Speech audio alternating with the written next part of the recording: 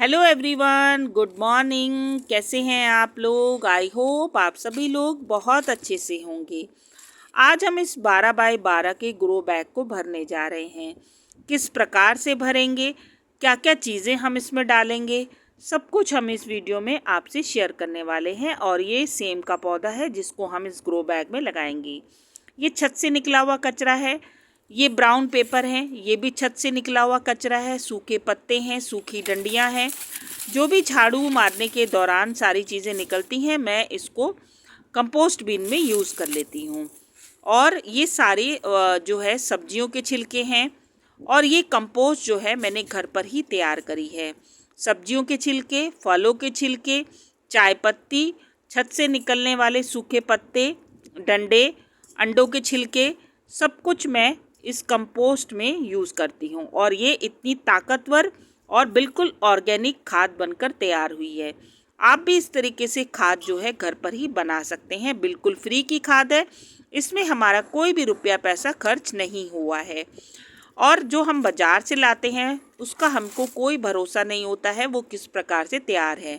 ये भी मेरी कंपोस्ट तैयार हो रही है। दूसरा बीन है जिसमें आपको प्याज के छिलके और आपको चाय पत्ती, इसमें मूंगफली के छिलके, इसमें प्याज के छिलके, आलू के छिलके, सब कुछ जो है जो रोज़ाना का कचरा होता है सब कुछ मैं इसमें डाल देती हूँ। चलिए अब भर लेते हैं इस ग्रो बैग को। सबसे पहले हम इसमें मिट्टी डालेंगे। मिट्टी इसलिए हम डालेंगे दोस्तों क्योंकि हम जो रसोई से जो कचरा होता है वो डालते हैं तो उसमें से एक लिक्विड निकलता है, तो वो लिक्विड जो है इस मिट्टी में मिल जाएगा। तो इसीलिए जो है मिट्टी की एक कम परत लगानी बहुत ज़रूरी है। आप मिट्टी और कंपोस्ट में फ़र्क देखिए। कंपोस्ट जो है बिल्कुल काली है और मिट्टी ब्राउन कलर की है। तो इस तरीके से आप जो है अपने गमले को भर सकते हैं या फिर ग्रो बैग को। इस तरीके से ग्रो बैग को भरने के बहुत सारे फ़ायदे हैं। एक तो हमारा गमला बहुत ही हल्का बनता है। दूसरा, छत में किसी प्रकार का भार नहीं आता है। तीसरा, मिट्टी की जो खपत होती है वो बहुत कम हो जाती है। शहरों में मिट्टी का मिलना और चौथी मंजिल में मिट्टी को चढ़ाना बहुत ही मुश्किल काम होता है। इसीलिए हम इस तरीके से अगर अपने गमले को भरते हैं तो मिट्टी की हमें ना के बराबर ज़रूरत पड़ती है।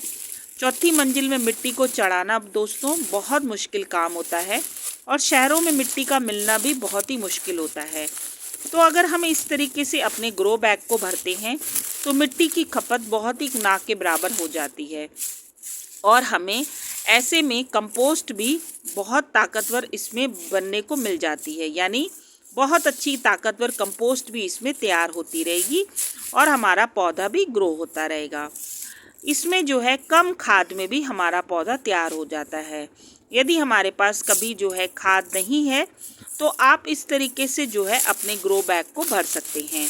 इसमें जो है हमारी कंपोस्ट तैयार होती रहेगी और पौधे को सारे न्यूट्रिएंट्स मिलते रहेंगे। पत्तों में बहुत अच्छी मात्रा में कार्बन पाया जाता है।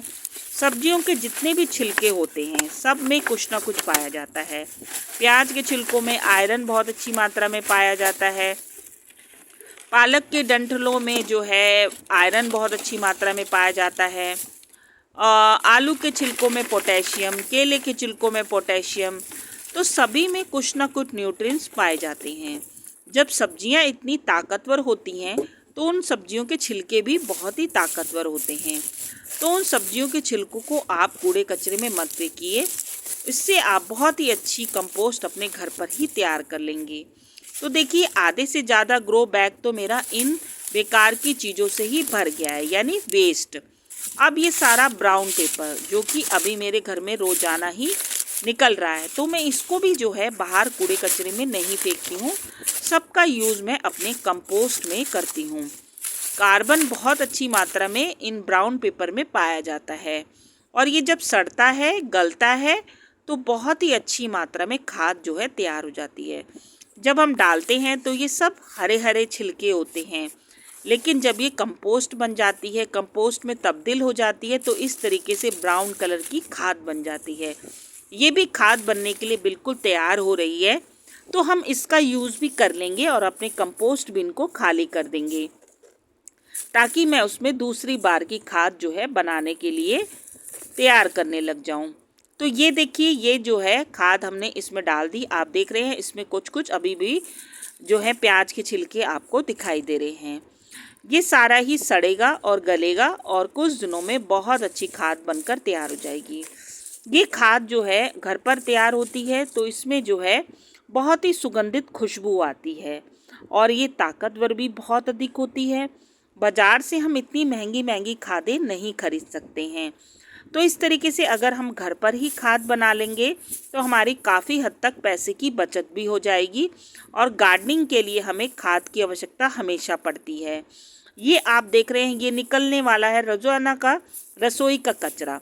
सारे छिलके हैं आलू के, प्याज के, तोरई के, चाय पत्ती जब भी आप डालें तो उसको बहुत अच्छे से धो लीजिए ताकि उसमें किसी भी प्रकार का जो मीठापन हो और दूध वो नहीं होना चाहिए। चाय पत्ती में नाइट्रोजन बहुत अच्छी मात्रा में पाया जाता है जो कि हमारे पौधे को ग्रीन रखने में बहुत ही सहायक होता है।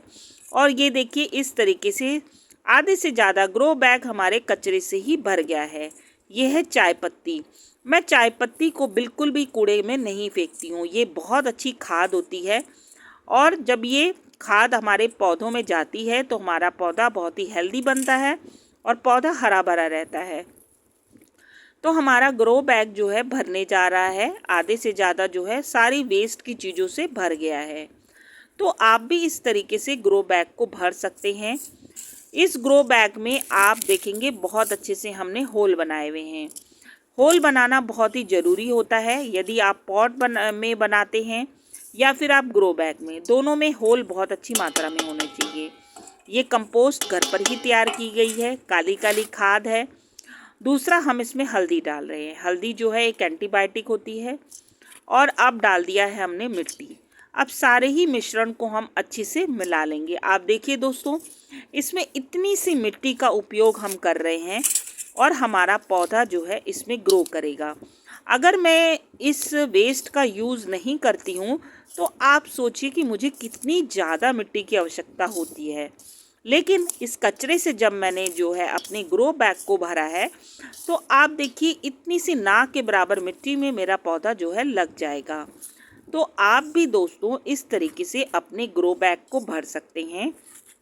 आप देखेंगे कि कुछ दिनों में ये जो नीचे मैंने कचरा डाला है ये सब सड़ने और गलने लग जाएगा और नीचे जो है बहुत ही अच्छी कंपोस्ट जो है बनकर तैयार हो जाएगी। आपको पता भी नहीं चलेगा कि कब हमारी कंपोस्ट जो है बनकर तैयार हो गई है और ऊपर हमारा पौधा भी ग्रो होता रहेगा।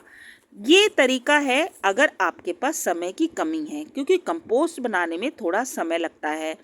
अगर हम इस तरीके से खाद तैयार करते हैं या पौधा लगाते हैं तो हमारे दो फ़ायदे होते हैं। एक तो हमारा पौधा भी ग्रो होता रहता है और नीचे हमारी कंपोस्ट भी तैयार होती रहती है जिसमें किसी प्रकार की ना ही कोई बदबू आती है, ना ही कोई मच्छर आते हैं और ना ही कोई मक्खी आती है।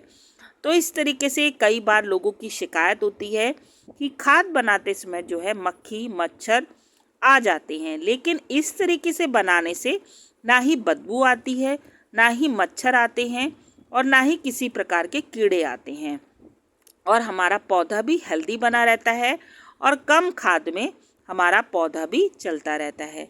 तो आप भी इस तरीके से अपने घर पे ग्रो बैग को भर सकते हैं। ये बहुत ही आसान तरीका है कंपोस्ट बनाने का और अपने ग्रो बैग को भरने का, और इससे हमारा गमला बहुत ही हल्का बनता है। अब देखिए हमारा सेम का पौधा लगकर जो है इसमें तैयार हो चुका है। अब हम इसे अच्छे से पानी दे देंगे। पहली बार में पानी बहुत ही अच्छे से देना है। इतने अच्छे से पानी देना है कि जो पानी है वो नीचे छेद के द्वारा जो है बाहर निकल जाए। तो आज की वीडियो आपको बहुत ही इन्फॉर्मेटिव लगी होगी। Thank you friends, bye, happy gardening, bye bye.